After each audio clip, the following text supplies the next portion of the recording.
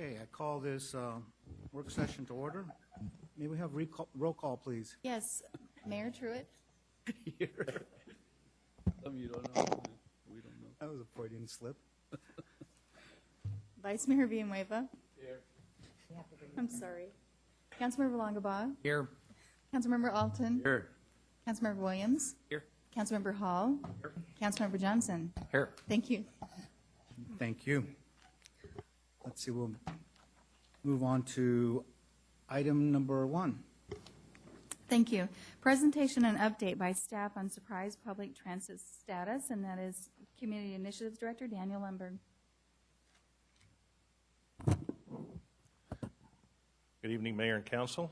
Dan Lundberg here tonight to give you a brief update on our transit services for a surprise. Also to briefly touch on our budget for 09, short and long range plan, regional paratransit study, the regional transportation organizations, and a little bit of follow-up questions at the end. So with that, I'm very proud to be part of the Community Initiatives Department, where we have a few divisions. One of them we're highlighting today is the DART, or Dial-A-Ride. We have 7 vans, 7 drivers, a dispatcher, or 1.5 dispatchers, and a supervisor. We operate Monday through Friday from 7 to 7:30 to 5. $1 anywhere in Surprise, $1.25 in the surrounding communities, Sun City, Sun City West, El Mirage, Youngtown, and we also bring residents to the 111th and Grand fixed route bus in Youngtown that operates by Valley Metro. We also have STS. It's the Maricopa County Human Service Department. They have a special transportation service with vans that transport residents throughout the county for no charge. We have an IGA with them, and so on a limited basis, we refer and approve rides for residents that need to go outside of our immediate service area. I will tell you that very, very few of our requests want to go outside of our service area, just to give you a little perspective there. Those STS passengers are eligible if they're disabled, over 60, or low income. We also have recently implemented a taxi coupon program, council-funded program that allows us to transport 24/7 through a contract with the taxi company to dialysis clinics. And we're recognized valley-wide as one of the leading cities to bring on some of those new programs. We've experimented with a few contractors and found a very good one.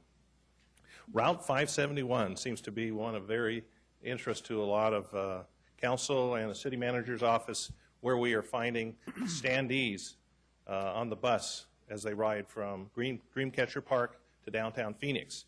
And so, as you can imagine, a long ride standing isn't the most fun, but I will tell you, we are not unique. The entire valley is experiencing the same kind of overuse, and as the gas prices go up, more people are relying on buses. The good news, if council approves the budget, we are prepared to then submit to you for approval an IGA, where we will be adding a 3rd bus trip on that route, starting July 28th. So you will be seeing that come before you for approval. Senior vans. We have a grant provided by the Arizona Department of Transportation. It's actually a federal grant that they administer. It's for elderly mobility.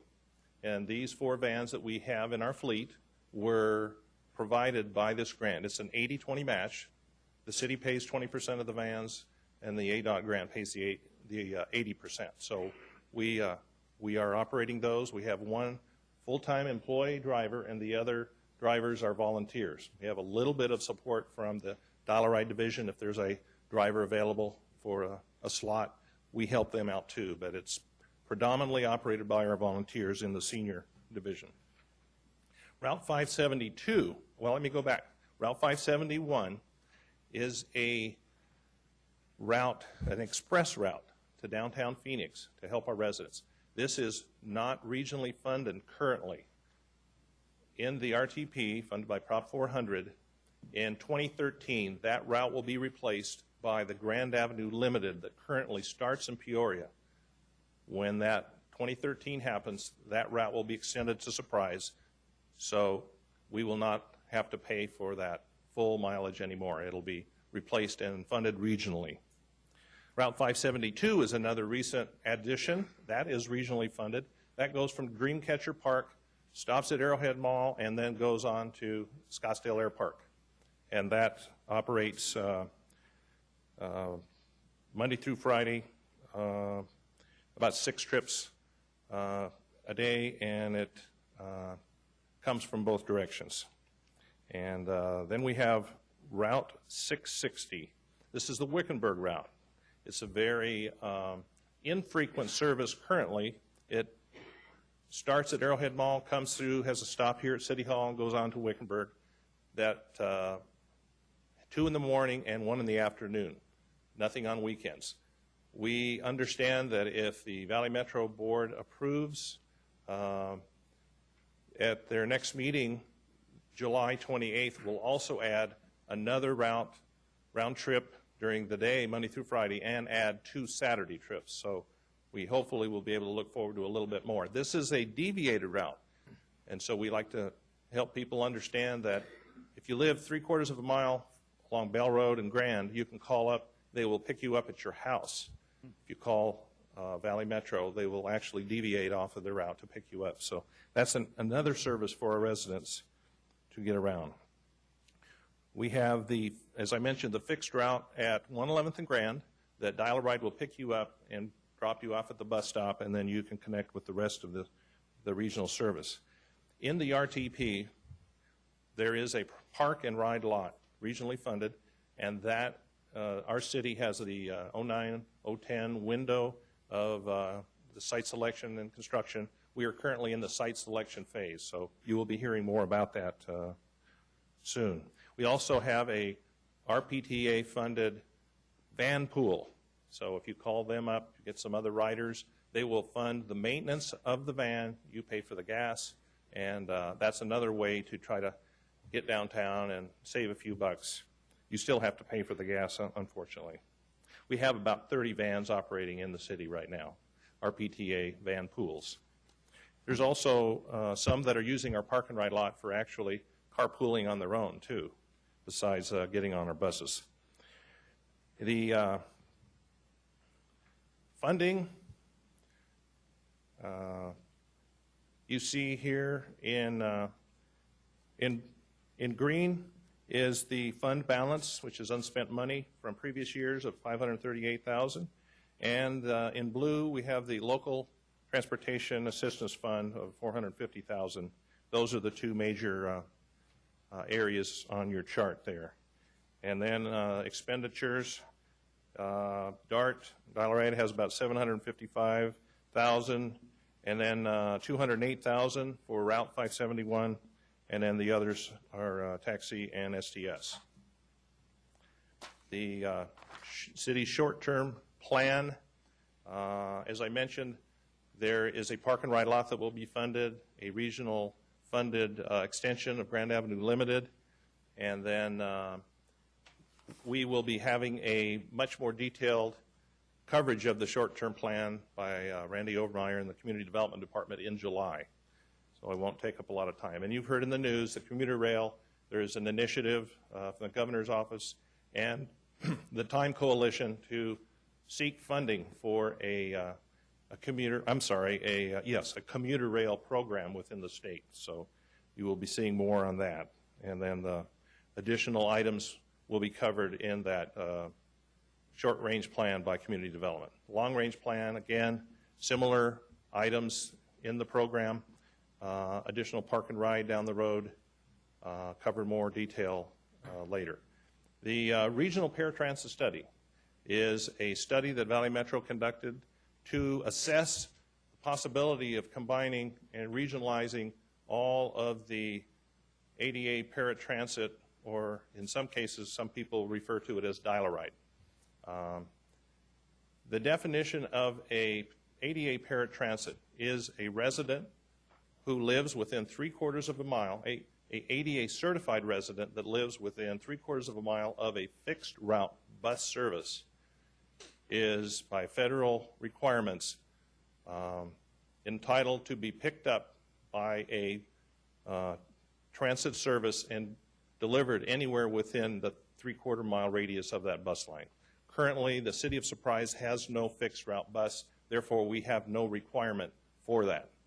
Although all of our vans are lift equipped and we basically serve ADA and all non-ADA residents, just wanted to define that for you. So this paratransit study is a regional study to regionalize the ADA paratransit service, those cities that have that requirement to pick a passenger up 3/4 of a mile and deliver them to either a bus route or within that region. So it has been approved as a planning tool, and there is a TAC committee from all the city members, member cities, to try to, since it was not funded in the Prop 400 RTP, they are looking at ways to become more efficient and look at ways to regionalize in terms of standardization, policy, procedures for now, and in and out phases, they would look at considering non-ADA dial-a-ride services regionalizing.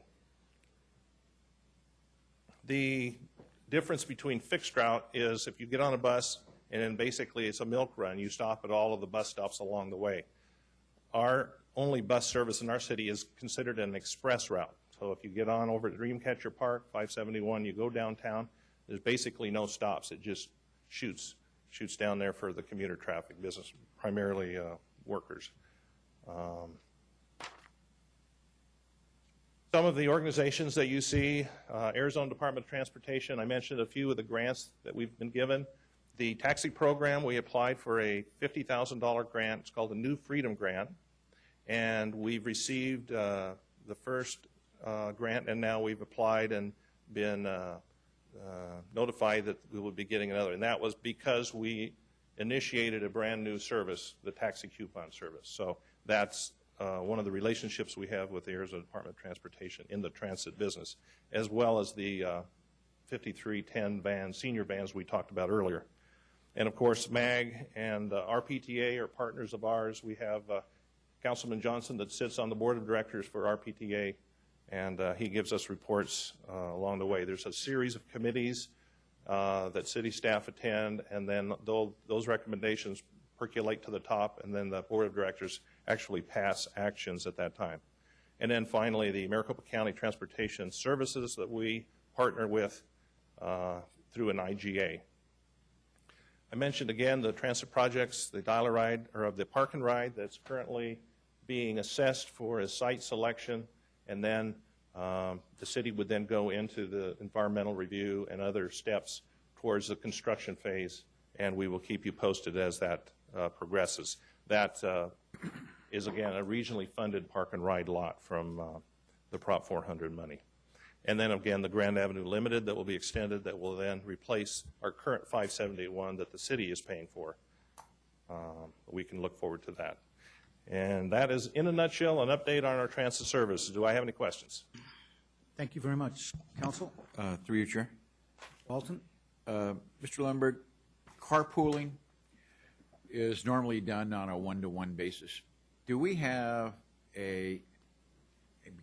and we may, because I have yet to see it because I haven't had a need, but do we have a phone number that people can call and tell a central location that they live at this place and they work at this place and they're looking for a carpooling opportunity? Do we have that available in Surprise? That is an excellent, Mayor, Council Member Alton, that is an excellent question, and we will look into that and get back to you. In the meantime, you can call our transit services, 222-1500, and we will be happy to pass that word out to customers. I think that's an excellent idea. What happens in most cases is employers are typically the ones that work with the state that are required to put together some type of a carpooling program. Sure. But I think that we need to provide something to our residents, so we will look into that and get back to you. Outstanding. There maybe if we can have something on the website or something like that where they can register or secretly, naturally, and then somebody in your office maybe kind of coordinate it or whatever. I believe Valley Metro has something like that, but to be certain, I think we need to put it out, so I will do that. Thank you. Dan. Anything else, council? Through the chair, Dan, good job. You people really do a good job. I had a question regarding the one-page report we talked about. Is there a way, I don't know if anybody else is interested, but I'm interested in a one-page report that shows utilization, deniability, and any other measurable that we can apply to our whole transportation system within Surprise. So you already have all the numbers, it looked like. It was just a matter of summarizing it in some kind of a report. Mayor, Councilmember Hall, when we met, that triggered and launched us to have a little handy cheat sheet, if you will, for council members and something in our pocket. We do have a flyer, but I think it needs to go more in depth so that when you're out talking with your constituents, you have some more detail. So we are in the process of putting that together. So you can expect to see that very soon. Thank you. Dan, first I want to say something about the park and ride lot. We are coming up next. They were discussing making sure that all those funds that they apply to it are spent within a given amount of time, and we were discussing that last time. So, but yeah, we're next in line, but they want to make sure that the money that they allot to the different cities or municipalities are going to be spent on it. Question, why don't we have a fixed route? And what is the situation with 801? The first part of the question on the why don't we have a fixed route? Prop 400 put a lot of money on the West Valley into roads and very little into transit. We have some transit in the out years of the 20-year plan, but unfortunately the West Valley didn't get a lot of transit resources. So our first ability to get transit in that 20-year plan will be the Grand Avenue Limited Extension. Unfortunately, we would have preferred a lot more money be placed in the West Valley on transit. And then the second part of your question was? 801? I'm sorry, what was that again? About 801? 801. I'm not certain. Is that a route number or? Isn't 801 a proposed freeway south of the I-10? What, no, 801 is, no, it's the extension of the South Mountain Freeway, but. Yes, yes. Oh, I'd have to defer that one to our No. expert transit planner. And is this on topic, Mr.? Go ahead. It's okay. Mr. Mayor, Councilman Hall, the 801 is an proposed east-west freeway, or Mr. Johnson, I'm sorry, a proposed east-west freeway that would connect the proposed South Mountain Freeway west to State Route 85. Excuse me, Mr. Overmeyer. That hasn't been noticed. It would be inappropriate to discuss the transportation projects. Okay. This was more of in terms of my understanding, the transportation alternatives that were offered by initiatives thing. Thank you. Any other questions? Thank you very much for a great presentation, Mr. Lundberg. Thank you, Mayor. Moving on to item number 2. Item number 2, discussion regarding travel and reimbursement policy. Mr. Alton, if you please. Yes, Mayor, thank you. Thank you. This is back again in a workshop. We hope to be able to discuss any issues that either any of you may have and see if we need to make any changing to the policy as it is now. So I kind of open it up to all of you to share with us as to what you possibly have a question regarding. I just got a question through the chair. Sure. Is page 4, the third paragraph, that really isn't the web page, is it? And that'd take you a half hour to type it in.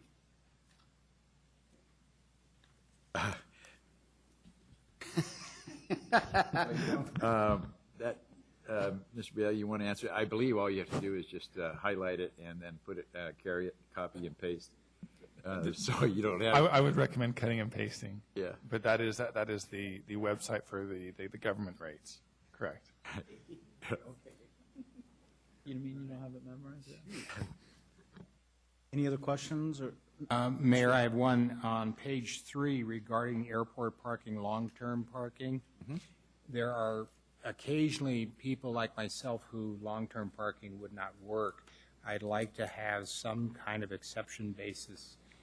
This sounds very one-only item, and I think when someone has a need like I do, and others may in the future, it should be open that there could be exceptions to using long-term parking. I think the intent was, should there be any exceptions, any of these, then it be asked of the council to get a waiver of that particular thing for you. But this has to be adapted first. Okay. I don't think we want to put anything in there that says subject to waiver. Well, I'm sure everything has exceptions, but just the way it's worded, it would be very difficult for me personally, and I'm sure in the future there may be others that have the same problem, and that would be difficult to use long-term parking in this example. You'd rather get it adopted first and then look at. And then give you a Waivers. waiver.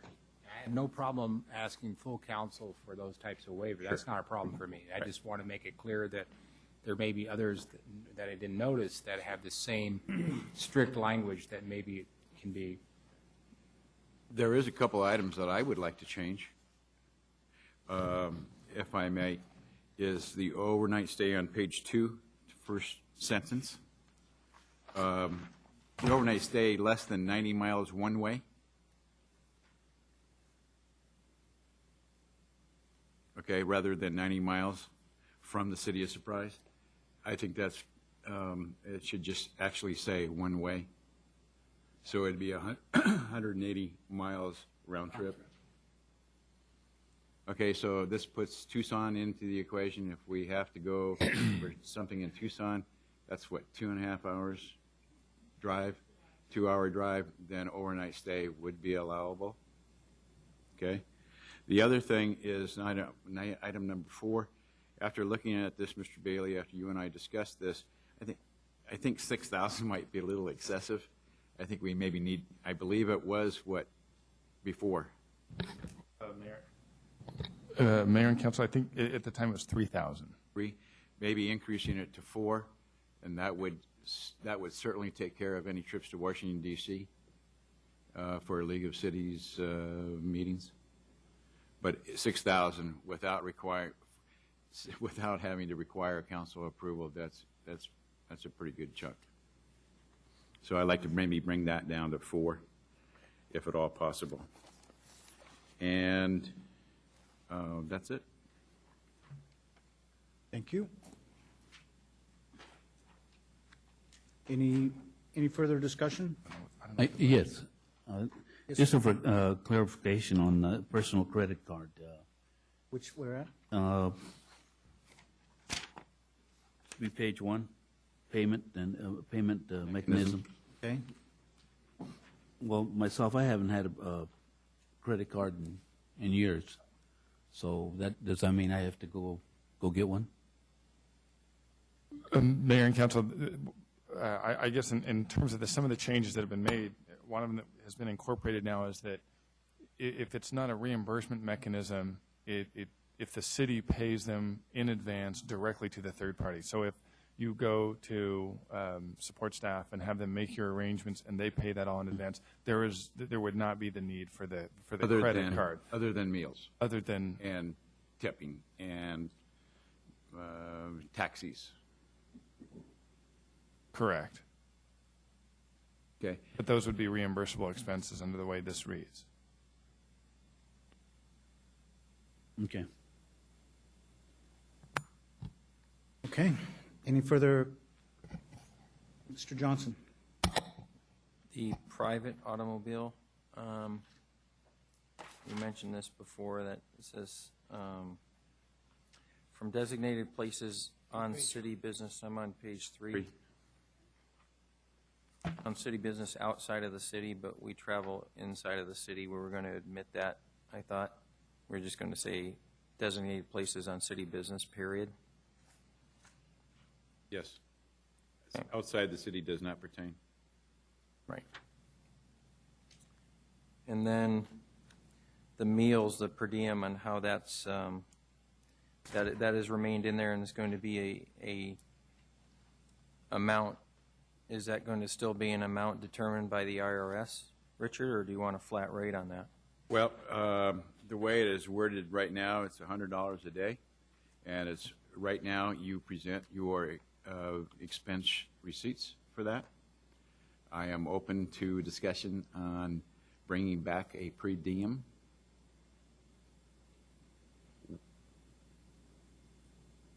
We have And per diem, let me remind everybody, if you're going on a trip that you have filled out the travel voucher and you're going to be needing assistance or reimbursement for a dinner, breakfast, lunch, and dinner, breakfast, lunch, and dinner, breakfast, lunch, and dinner, so that would be, you're going to travel on day 1 and 3 days of conference, okay?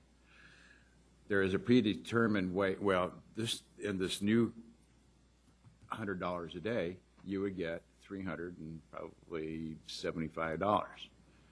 Okay, that's cash in your pocket to use for expenses, for meals, that you do not have to bring back receipts for.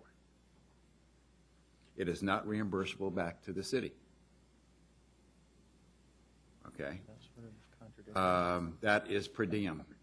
On reimbursement of meals, is that you use your own cash, credit card, whatever. You use, you get receipts for it, itemized receipts, not just the little receipt that they first come out with on a meal, but the itemization of that meal, and or taxi and or any other expense that you incur. You bring those back, and within like 3 days, you get reimbursed after filling out the report. So,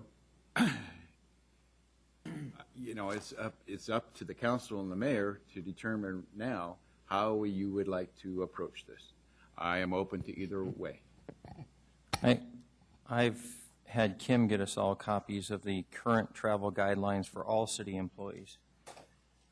And I think if I had her get us copies of those, because I've looked through that pretty extensively. It looks good. There might be a couple minor changes that need to be made. Just what do you call those changes again, Michael?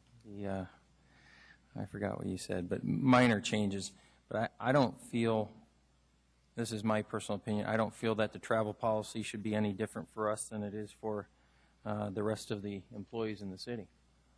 I mean, if you want accountability, and that's great. It should be the same for everybody.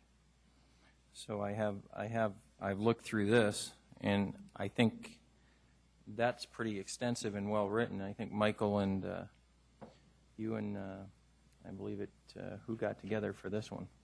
Jim Bowers? But this is finance. very, okay, finance. That's very inclusive, but it does include a per diem based upon the IRS guidelines. And it doesn't require people or employees of the city to pay for it up front and then get reimbursed. And if we're going to rely on the IRS for different things on reimbursement for mileage, I think we ought to rely on them for the reimbursement of meals. I mean, if we're going to do it one way, but this is written that way. Councilman Johnson, you know, you brought up, you know, if we're going to use the reimbursement of mileage, we actually have there's senior managers that get a auto allowance. That was next, but go ahead, keep going. And that's a subject that I, you know. No, they get an auto stipend. It's the same thing. The problem lies is that is how city is managing, which we do not manage. We set policy. And right before you today is the policy as it affects the city council and the mayor. Now, there was a need, as I discovered, of having this change, okay, in bringing forward this policy. As you and I have discussed in the past, we can always look at this policy down the road and bring it more in line with that of the city employees. However, I don't think that we can, in all cases, compare ourselves to city employees. And I don't mean that I don't mean that to be demeaning or anything or sound incorrect, but there are opportunities, there are things that we need to do as officials of the city that may not encompass the city employee, okay? So the expenses may be a little higher, or we're obligated to go to a dinner that would be somewhat a little bit more pricier because of the people that we happen to be with. Not that we're entertaining them, but in order just to be equal, so to speak. Therefore, what I would like to see is I'd like to see this policy get adapted, and if the per diem is a questionable item, let's talk about the per diem and give those recommendations back to Mr. Bailey along with the other recommendations that we've just gone through, and have that drawn up and bring to us at the next council meeting as an agenda item. Then, at that time, at least we have our own travel policy in hand, as well as a new ethics policy that we've just signed and handed over to Mr. Bailey. Okay, I think then we're set, okay? And then down the road, as we see necessary, we can always take it in consideration and tweak it, the policy as we see fit. Okay, so I think, I hear you, I understand what you're saying, but I think there's it's possibly a project that we don't need to delay on this travel policy. Okay, we need to correct it now. And then later, we can certainly address specifics of it. Through the chair, if you look, though, pretty much the only difference that I see is the per diem for the meals, and it's pretty well spelled out. If you think that there should be a certain dollar amount, that's pretty easy to change a certain dollar amount for the council and put it in there, and maintain that. But I would, like I said, I'd rather see a travel policy that has the same guidelines, the same stipulations for everyone. I mean, we should be the same as employees. Maybe you say the amounts may be a little different. We can put that in here. And I think if we could do that, we could actually move to adopt this with a stipulation that the council receive $100 per diem, if that's what you're putting in yours, and we can put it in here. And then, like you said, this actually has percentages on days that you leave and days that you return, which is fair. If you leave in the afternoon, you're not going to require the full $100. So I think it's very well written. I think if you want to put council receive a flat $100 a day per diem with the following stipulations on item 5, I think that we could do that. The reimbursement is actually a little bit more, it's got a little bit more items on item 7 if you look at that. It's got a little bit more of what it says in non-reimbursable expenses. So it's even a little bit more strict than the policy that you've presented. But this, the sanctions are completely out of line with what we had agreed upon as to, our proposal and our draft. It was compliance with the laws and the enforcement of this policy. And the enforcement of this policy is going to be a whole bunch different than an employee. Because in a true employee-manager relationship, the manager in charge is that employee. The citizens are our managers. Okay? So that's why I'm saying we need to get this travel policy approved as soon as possible, and then we can look at adapting as much as that is pursuant to the city employees. We can have a study group, we can bring that back. What are you saying, the sanctions for us, the sanctions? Look at the enforcement on 7 for us, and look at the sanctions for them. On 4.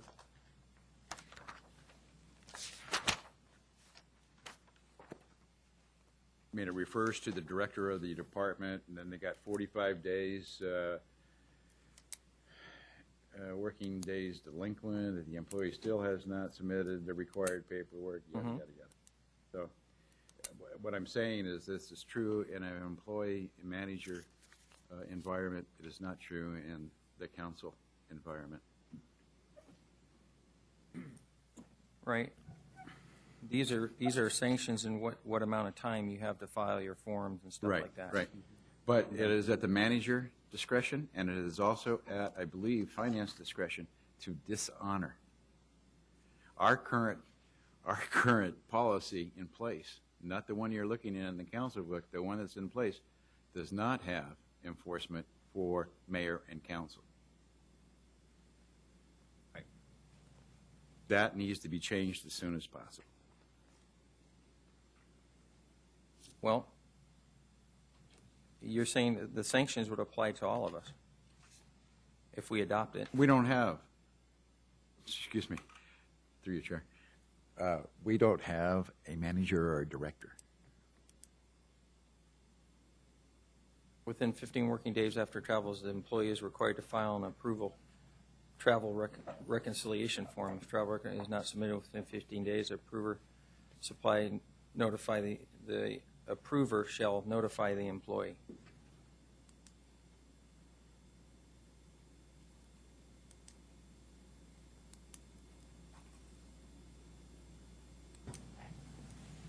See, my opinion is, through the chair, Councilman Alton, is that I like this policy. I think it's well written. The per diem question, maybe we could talk about that down the road. But on page 7, it says if a council member has any proposed change to this policy, the proposed change may be submitted to the city council for consideration. So I think if there's something that's not workable for one or two of us, we bring it back in front of this body and we talk about it. And Sure, through your chair. As I see this as a draft, and part of the draft process was if Mr. Bailey needed to know if there was any proposed changes or items that needed to be discussed. I think that we continuously look at our policies and our procedures as we go through the next 4 years, okay? Or 8 years, or 10, 12, 15, or 2. But we continue to look at policies and procedures, and we bring them back if there happens to be a need. I am open to the per diem, and if you folks would like to discuss that briefly, we can maybe change it if Mr. Johnson would like that. My experience with per diem is this, because I've done contract work for the federal government. Okay, it's by market. The per diem is by market. If you're in New York City, it's a lot different than you're from Prescott, Arizona. Right. Okay, and it's the day of travel is 75% of that per diem rate. The day of return is 75% of that rate. And the full days that you're at your destination is the 100% of the per diem rate, okay?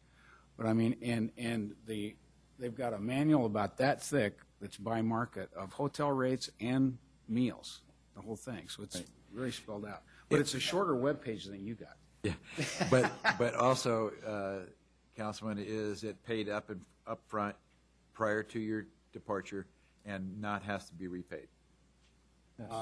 No, that wasn't the case with me. I had to submit after my trip. Okay. I submitted my per diem rate on a separate voucher, and they paid me on that. Okay. And I attached the destination sheet where I was. I suggest that perhaps we can get maybe Mr. Johnson, Mr. Alton together and see if you can come up with an agreed upon plan, and if you can't do that, then have a plan A and a plan B without a presenter, and then just let us vote on them. Yeah. And move on. Mayor, just one item, and it's one consideration the council needs to be aware of, and that is one reason why employees use the IRS guidelines for per diem is because once you kind of go over that figure, that can be deemed income, and that would be then taxable income. So that's a consideration that you want to keep in mind, that once you start to exceed IRS guidelines, that difference will be deemed income and you will be taxed on that. Okay. So can we do that? Can we bring it back as an agenda item, either with an agreed upon policy or with policy A and a policy B and allow the council to simply vote on those. And You guys this in- is a workshop, we can't vote anyway. Yeah, we can't vote here. It has, something, Now, something has to come back to council as an agenda item, which is what Mr. Alton is requesting. Right. So, we vote on it. In that regard, then, we'll bring that back with the alternative, and to make sure I'm clear with the previous suggestions that include, we'll be providing Councilmember Long about language considering reasonable accommodation. Instead of the 6,000, it will be 4,000. The one-way, in terms of the city policy, the outside city stricken on page 3, and then with regards to the per diem, there'll be alternative choices. Otherwise, well, there'll be I alternative. just discovered one more, though, I'd Provided. like to add to Michael. Because we were talking about enforcement, I reread paragraph 5 under that, and there's a bad reference there. It says meeting requested under section little I, and there is no section little I. So I think that needs to be revised appropriately. I think you're talking about what's happening with the finance director at number 2, but I'm not sure. So that needs to be reviewed and corrected appropriately. okay, anything else? Hearing nothing, that concludes our business for this workshop. Workshop adjourned. Don't go anywhere, gentlemen. You got 2 minutes. What time we starting?